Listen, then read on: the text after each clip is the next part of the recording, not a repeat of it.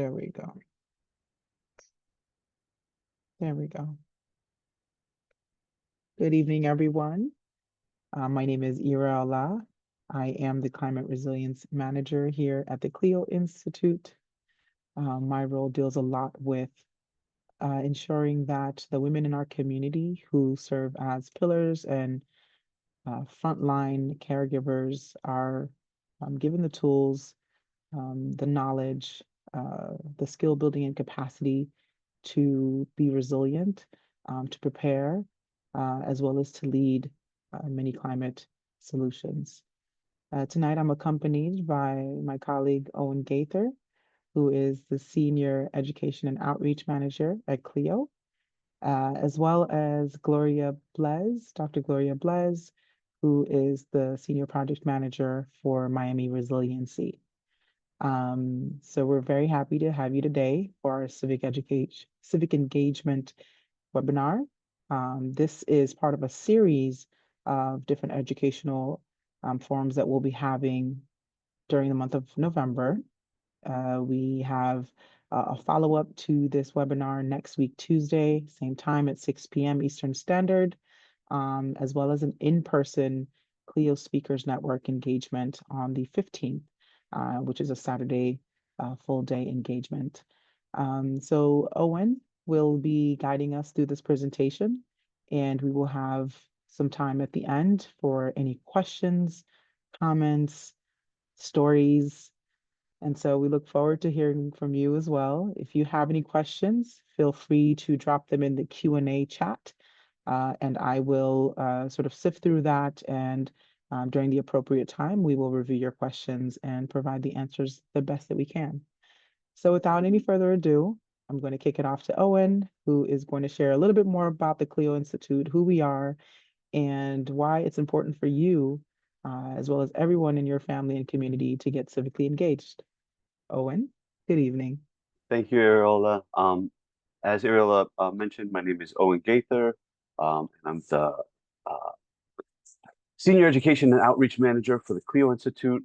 Basically, we make sure that that the climate education is provided to public schools throughout the entire state of Florida. Now, who is the CLEO Institute? First of all, CLEO Institute stands for, the CLEO part actually stands for Climate Leadership Engagement Opportunities.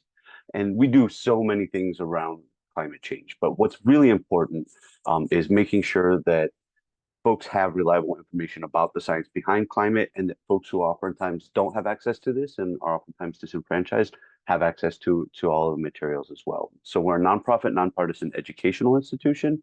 And this is really important when dealing with science in specific, because as a nonprofit, we don't have to hold or tote the company line, right? As a regular corporation, I'm sure everybody knows this, you're responsible to make more and more profits every quarter. We are responsible for providing reliable climate education. Same difference for being nonpartisan. Being nonpartisan allows us to not be with Republicans or Democrats or independents. We actually just get to stick to the actual science behind climate change and how to deal with it as a community. And as an educational institution, these are some of the folks that sit on our board, assuring us that we have the most up-to-date and statistics possible. And that's what we're going to present today. So the actual conversation or the presentation today is about civic engagement. And oftentimes, civic engagement, when we think of like, what are we going to do about injustice? What are we going to do about climate change? What are we going to do about the things we care about? Oftentimes we take on singular action, which is fun and it's exciting and it's important.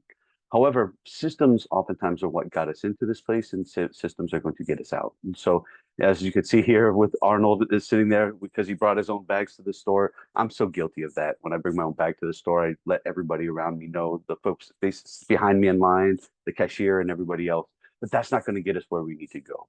So civic engagement, and the legal definition is down here, but really what it is organizing with people that you care about to do something about something you care about.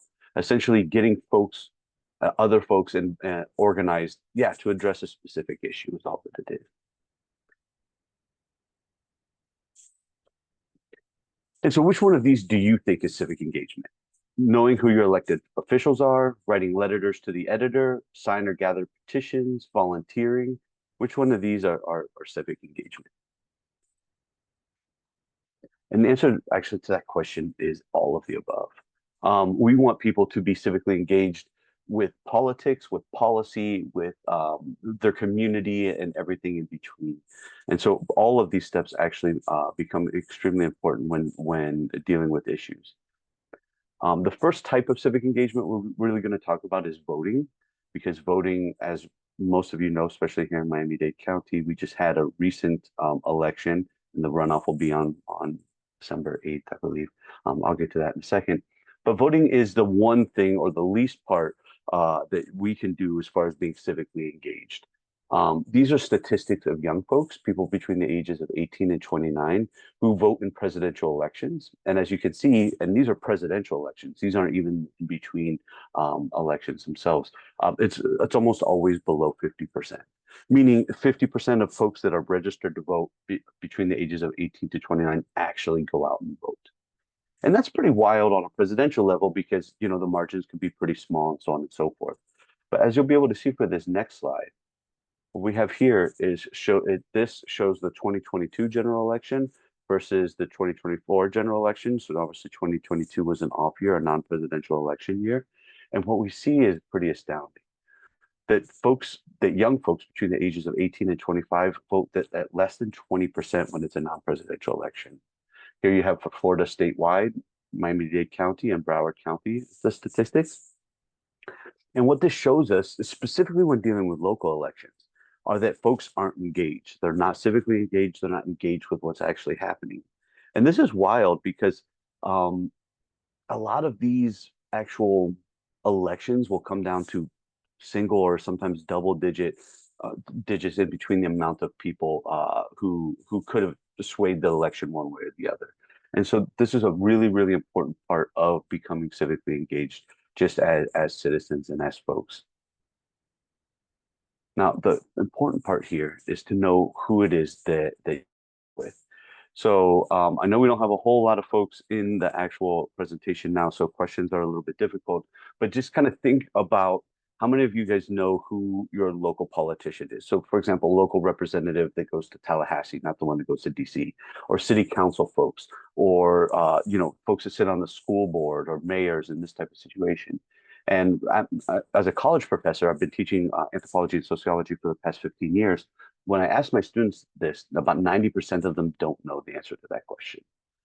As you know, working for CLEO and being in the K through 12 system, I would say even closer to 95 to 99% of the students that I ask this question have no idea the answer to this question.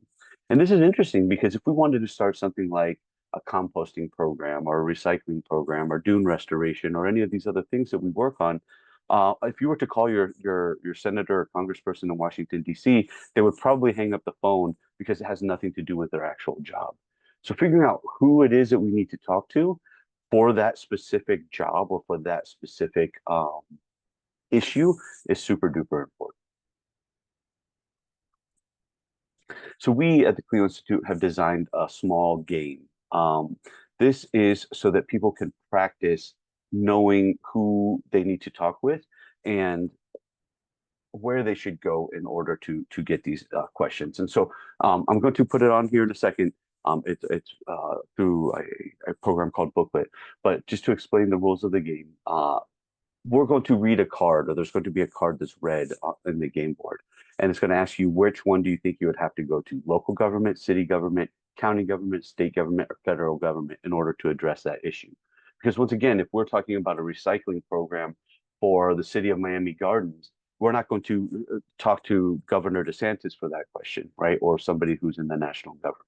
And so it gets a little bit more tricky as far as like figuring out what it is that we're doing and then who do we have to talk to in order to become civically engaged. So let me get out of this mode. No. Okay. And bring up this. So if you guys can see, oh,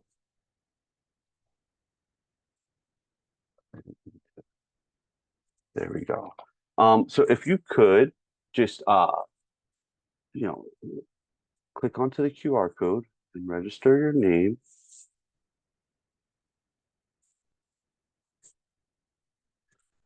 for any of the participants that are out there.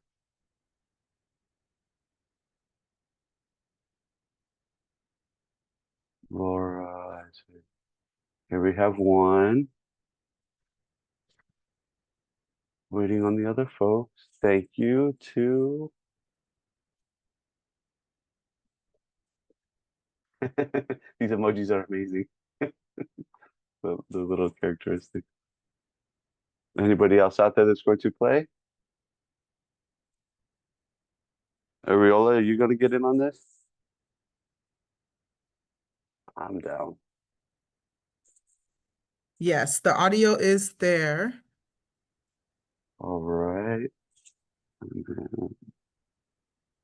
All right. So what we're going to do here,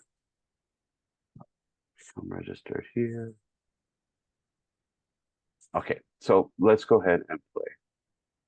Anybody else coming in? Yeah, we have a few other people that have not yet joined. I see Isaac, Isabel, Laura.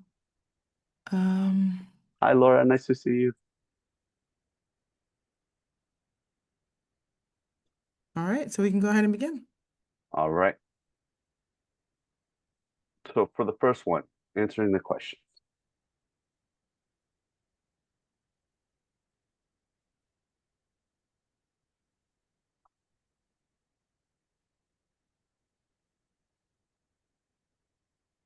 Why is this not working? It says waiting. I think it's probably loading. Yeah.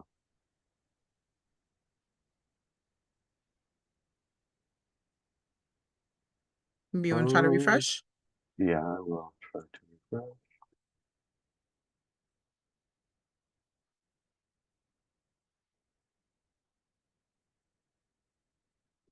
Okay. Okay, give me one quick second. I'm going to try and fix this real fast.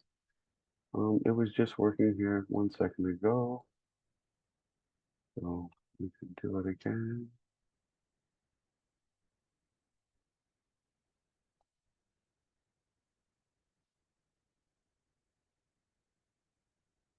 Okay. Here we go. Let's try this again. Sorry about that, folks.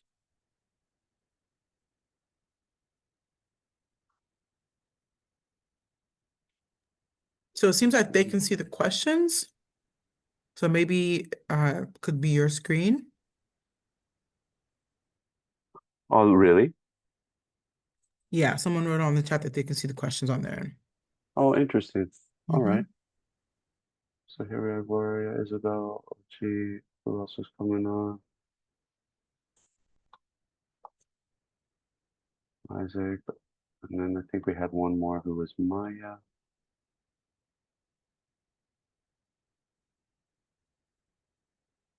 And this is just like an example or something fun that we like to do. So let's go ahead and get this started. Okay, answer questions. Okay, when would school lack shade trees, making it too hot for students? Who would you talk with? State government, city government, county, regional, or neighborhood? What do you guys think? And place your bet. Oh my goodness.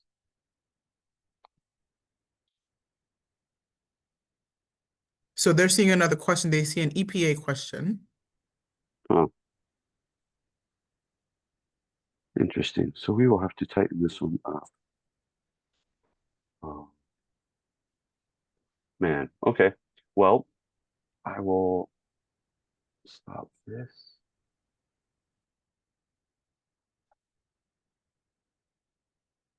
And bring us back to the actual part. Epic fail.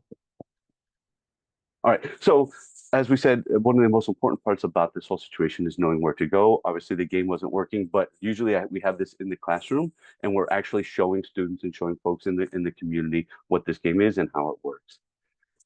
In addition to the actual politicians themselves, it's important to understand how something can actually get passed. Somebody doesn't just like come up with an idea of what's going on, and then that thing can actually like get passed. The Senate or the House can recommend a bill and it has to go through the hearings in order to come out so that everybody can agree on that. And then it goes to the opposite. So if it came from the Senate, it'd have to go to the House so that they can pass it, and then back to the Senate in order to so it becomes a bill that can actually go to the executive. So in this instance, it would be the governor of the state of Florida. And once it goes there, then that person can actually sign it into law. So this is an important part of the process, because if you're going to create something that, for example, the House of Representatives in the state of Florida is going to be able to pass, but the Senate won't pass it, it could change as it goes back and forth.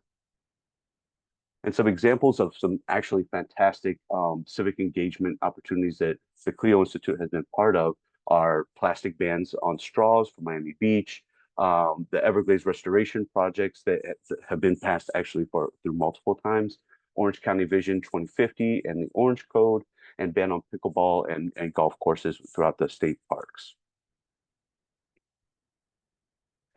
So as far as upcoming elections are concerned, we just had a recent election for the mayor of the city of Miami, and the runoff election will be on December 8th.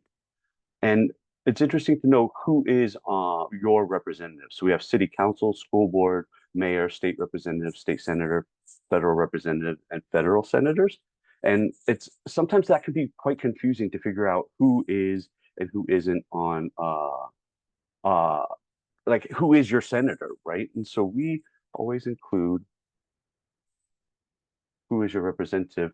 Here's the information so that you can actually click and find out who your representative is, so that we can figure out who's representing you on which level, so it makes it easier to become civically engaged with those folks themselves. And the last part I'll bring here is that it doesn't take the entire population. What we have found is that really all it takes is about 3.5% of the population to make change. This is a magic number, right? Because oftentimes it can be overwhelming to think that we have to get everybody on board. Thinking about the fact or the idea is that there's so many people out there, there's so many different folks, and that we have to convince them all. But the magic number from Shenwith and Stefan shows that about 3.5% of the population is all that's needed. This is everything from women's suffrage to civil rights to decolonization of India and so on and so forth. And so we don't have to convince everybody. We just have to get some folks who are interested, the right tools and the right education and the right supplies and things that they need in order to become civically engaged if they would like to. So, Owen, you might want to adjust your screen. Right now it's still showing the game. really? I don't know how that is a thing. So you probably want to just stop sharing and then reshare. Thank you. Sorry about that. So this is where,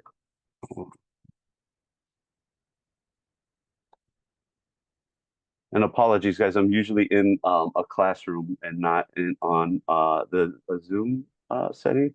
So this will become much better. And so this is what I was talking about as far as how a bill becomes a law. When we want to suggest to do something, for example, to protect our parks or to protect a specific species or to start doing restoration, right? It can either come from the House or the Senate. But once it passes that specific judicial body, then it has to go back and forth, right? Until both can agree on a piece of legislation that can then become to the executive. And these are some of the examples. So sorry that you guys weren't able to see it, but these are some of the examples of initiatives that have been through civic engagement. And it really doesn't take that many folks in order to get this type of stuff done. Just solidarity and folks that actually care about it. And so everything from plastic bans to Everglades restoration, Orange County Vision 2050, which is actually in play right now, ban on pickleballs and golf courses, and remembering or reminding everybody that upcoming elections in South Florida, we have a runoff on December 8th, in which we're going to elect our mayor, Eileen Higgins, as somebody who the CLEO Institute has endorsed. And this is important for all different levels, for things like city council, school board, mayor, representative, state senator, federal representative, federal senator, and figuring out who that is. All it takes is a little bit of magic. And so we've provided some resources here for folks. In case you don't know who your local representative is, you can find that out pretty easy. And the last part that I'll bring up is that it doesn't take everybody. And I know I already spoke about this, but obviously we didn't have the slide. It really only takes about 3.5% of the population to make meaningful change. This actually comes from the work of Shenweth and Stefan, who wrote a book about nonviolent civil resistance and compared it to violent resistance. And what they found was that really it takes about 3.5% of the population to be in the streets and to be active and civically engaged in order to make meaningful change and differences. And so this is just the first webinar, and obviously it's going to take a little bit of figuring out some issues. But we have two other webinars. So one other webinar, which is about climate advocacy and policy with Sam and Alika, and it's going to be fantastic. And then we actually have a CLEO speakers training, which is an all-day training, which is much more, I guess, intricate and deep. And that is on November 15th. And it's an all-day situation.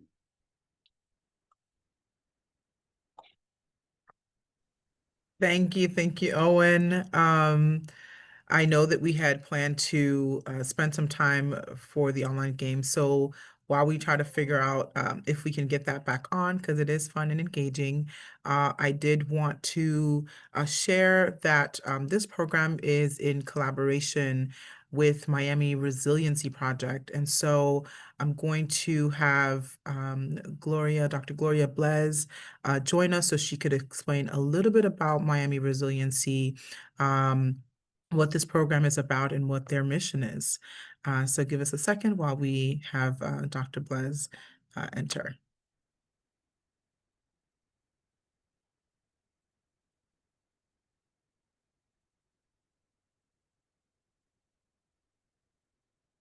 All right, there she is.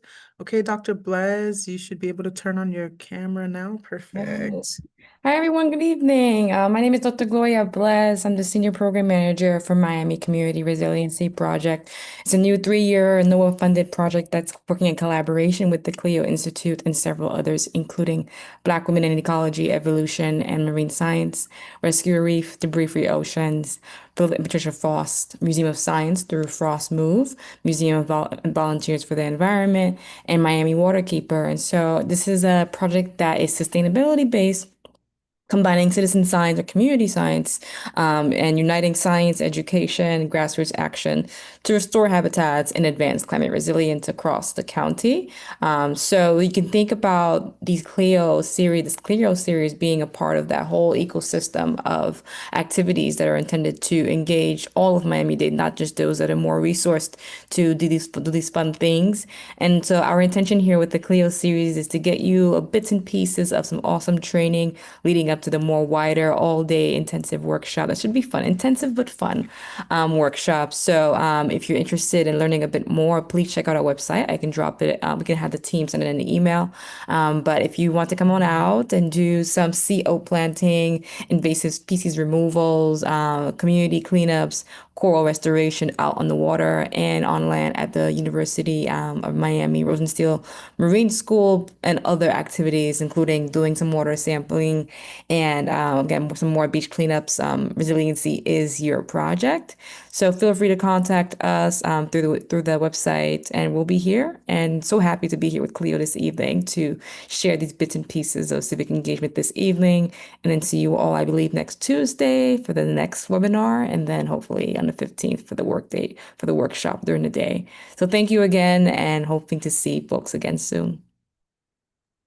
And as far Thank you as so the much. workshop on Saturday, it's a full day that goes over the basic science behind climate change, some of the impacts that we have here in South Florida, and then some solutions that people can become involved with. And to Gloria's point, it is fun. It's a lot of information, but we keep it super simple, and it's hands-on activity, and it's a lot of fun. And there's a lot of folks who are very much invested in making sure that folks have access to this information. And Yeah, and I do think I figured out the game. If you guys just don't, yay, sorry about that, we y'all. have time. Okay. But thank you, Dr. Blez.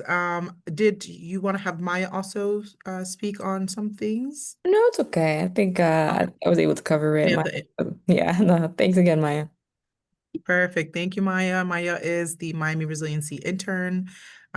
So thank you as well, because she has been the one helping to post and promote these events.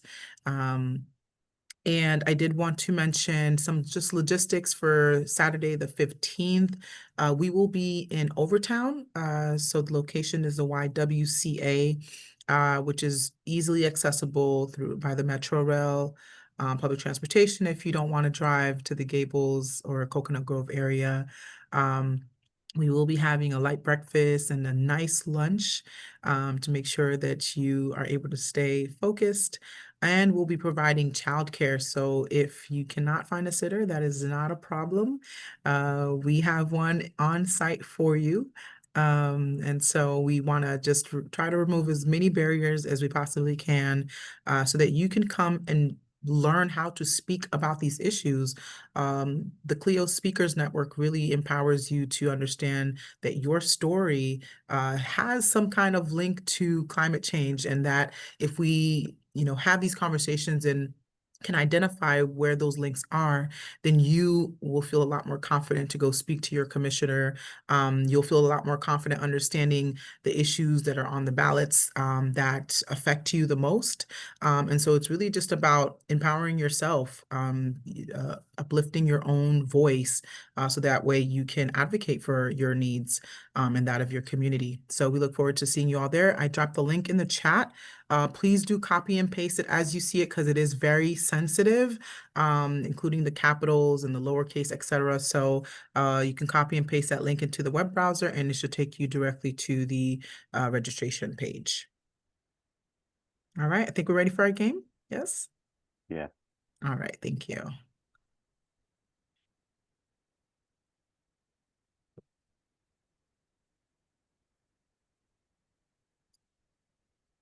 All right. So again, if you would be so kind as to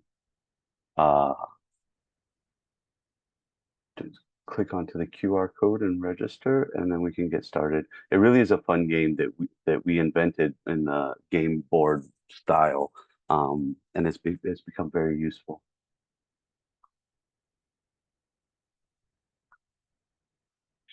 Mhm.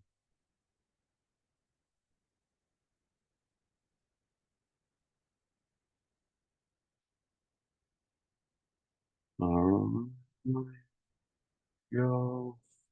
Anybody else? We're good. All right. Fingers crossed. All We're right. rocking and rolling. It's working. Yes. Frenchtown Community Garden seeks expansion approval. City, county, state, or neighbor?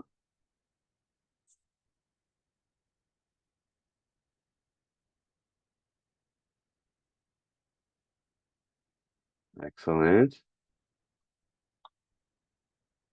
Let's go again. Wait. Okay. Next. Okay.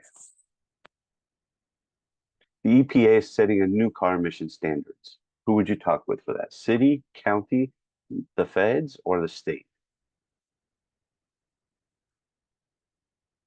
Yes. Because the EPA, right? Okay, let's get ready. And St. John River Wetland Restoration Project is proposed to improve flood resilience. This is a good one.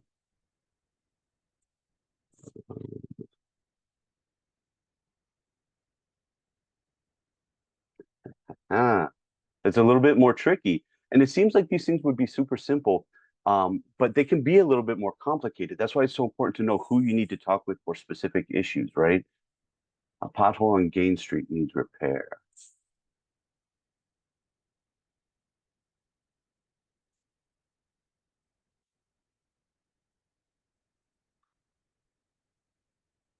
Very nice. Dang, Isaac, I see you. Inwood School lacks shade trees, making it too hot for students. Who would you need to talk with? Very, very good. And so oftentimes it's about like identifying the what we say in anthropology, like the highest territorial unit that's making decisions for that specific part, right? So the Alabama Health Department is investigating asthma rates due to air pollution.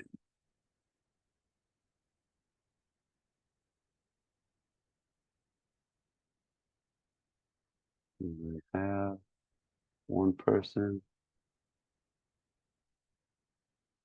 Very good.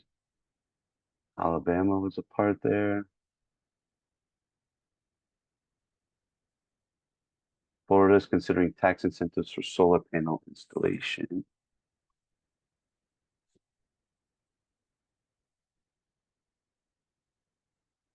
Yeah, that was a good one. And we'll do like 2 or 3 more, get everybody on their way. A shopping mall expansion may increase traffic and pollution. That's a harder one. Very good.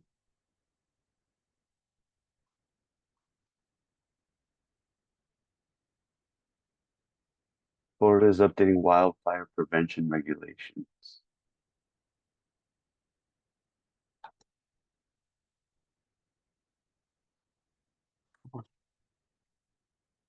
Very good. Oh man, I'm number one. Oh, not for long. Levy Park has overflowing trash bins, attracting wildlife.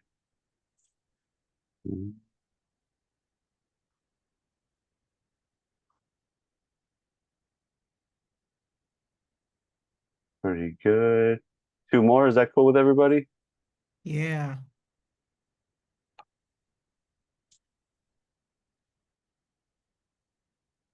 Regional airport expansion is expected to increase noise pollution. Mm,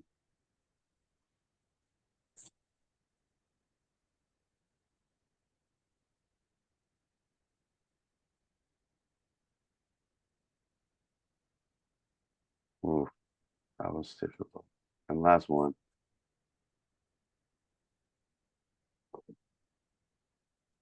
Major highway expansion on I-4 requires environmental impact study.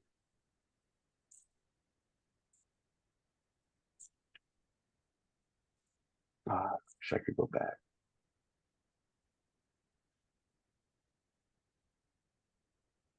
Laura does this one. Yep. Very good, guys. All right. So as you can see, this game, and we actually have extras of this game. This game was created in order to allow folks to have the hands-on experience to figure out what it is or who it is that you need to talk with for each individual's uh, project and or problem that we're trying to fix. So I hope that it was informative. Does anybody have any questions or comments or concerns?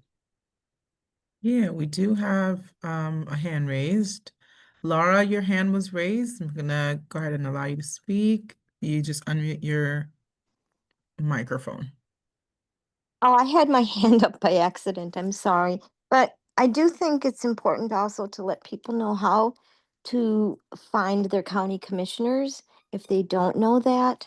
I think that might be important to go to the county website, find out who that is if they're not engaged already.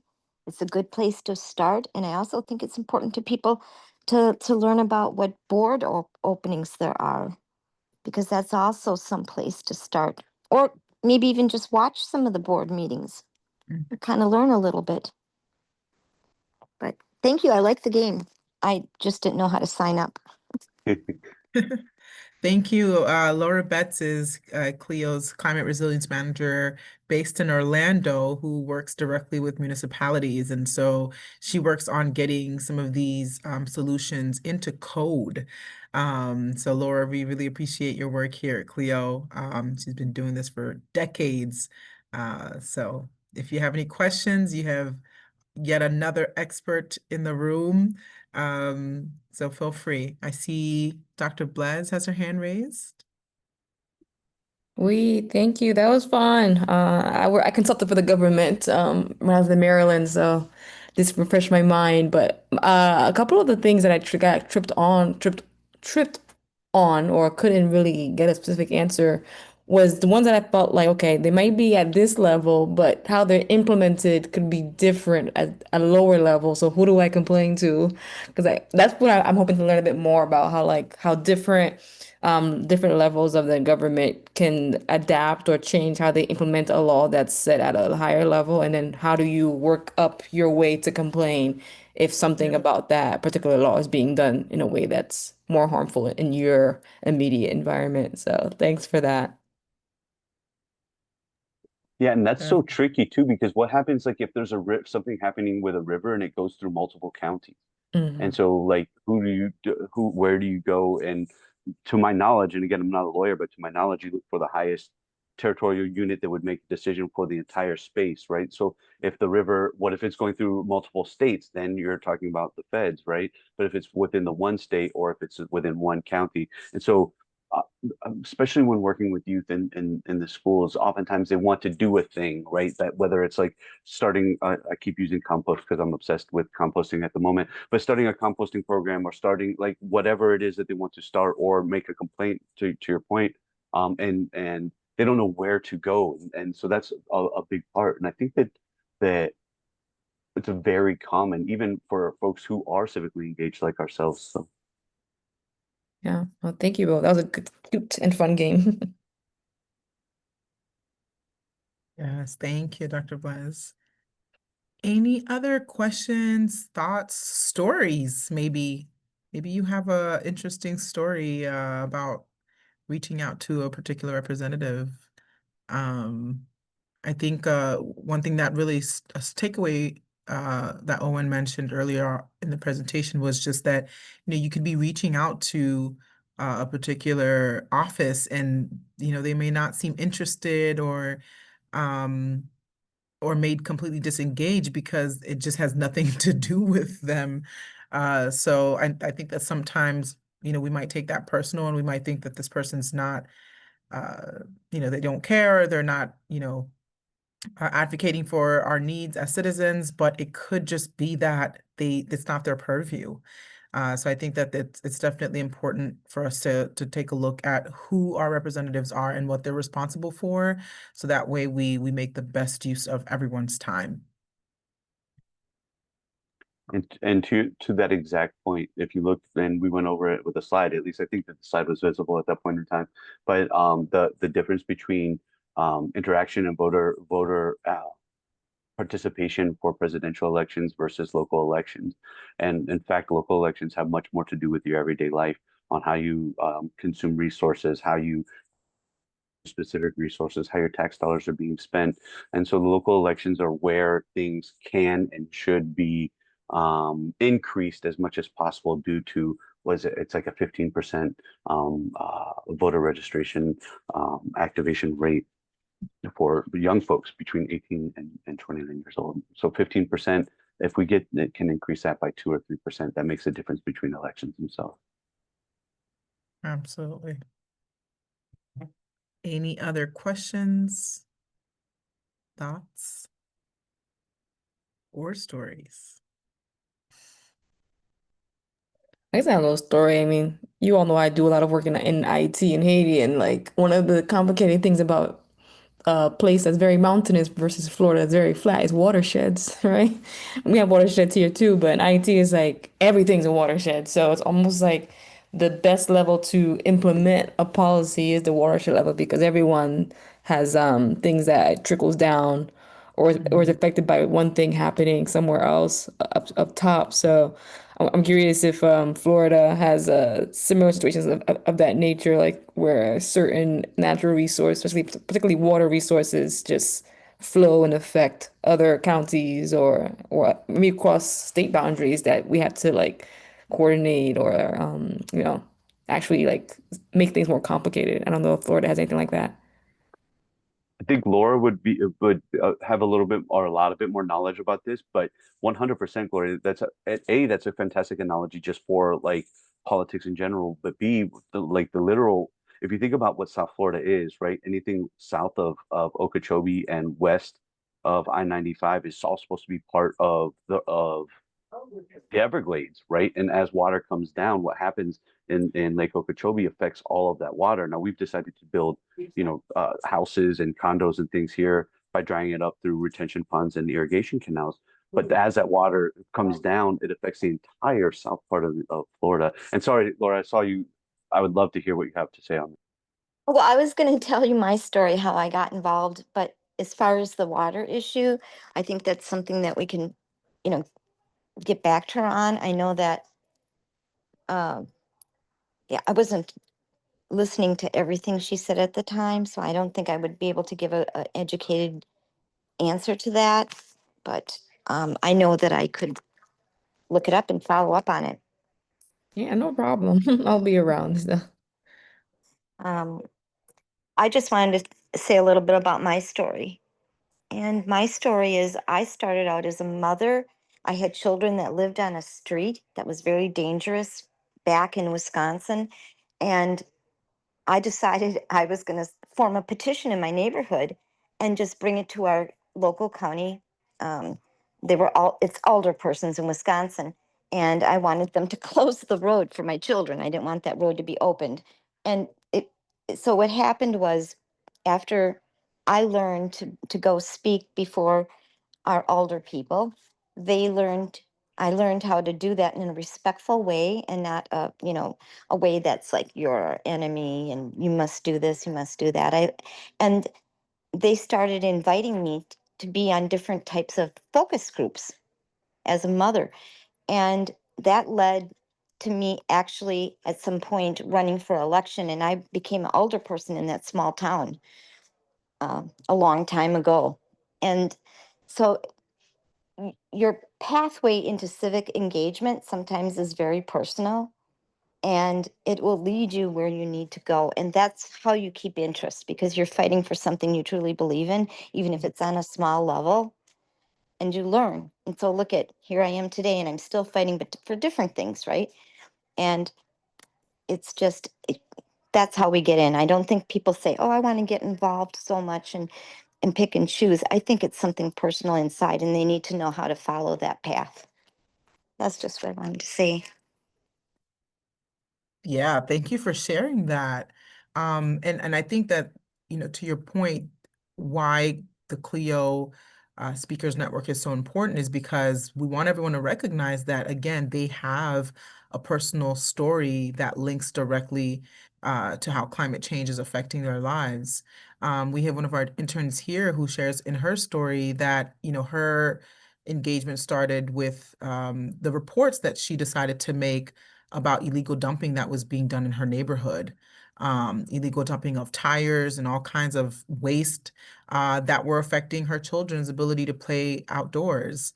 And she recognized that because she lived in a neighborhood that was um, uh, essentially forgotten, potholes and other types of just issues in that neighborhood just would no one ever reported them because no one ever even thought to do that. So when she started reporting and the city was coming out to actually address the issues, it created a huge connection for her. She realized that it was her action, her ability to speak up and make those reports is what helped, create that solution. So I think that, we have to sort of see civic engagement as not this large undertaking that, you have to go and be striking uh, and and doing all of these things, but really just adopting one thing that matters to you, one thing that affects your home, and deciding to take one action on it. I think that that's really where it starts. And I don't think anyone, we can't ask people to do any more than that. Because imagine if everyone in our communities took one action against something that was personal to them, so much would probably get done. Yeah, Yeah. I love that story. Thank you for sharing your stories. All right. Well, it sounds like I don't have any other hands, so it sounds like story time is complete. Owen, is there anything in addition that you'd like to add to the presentation or mention before we close out? Just thank you so much for being here. And sorry it was a little bit of a rocky road, but please do come and check out the next webinar and the speakers training. It's going to be amazing. This is all really important information in times like these. Oftentimes when we are thinking about heavy stuff and seeing stuff on TV and politics, actually being able to do something about it is a way to be able to deal with some of the larger pictures. And yeah, so thank you for coming. Yep. Action is an antidote for despair. Well, thank you, Miami Resiliency Project, for this beautiful collaboration. We look forward to the remainder of the series. We'd like to wish everyone here that joined us a good night, trusting that you have a very strong takeaway from today's session and that you will join us for the sessions to come. Again, my name is Ira Allah. This is Owen. Have a good night and take great care.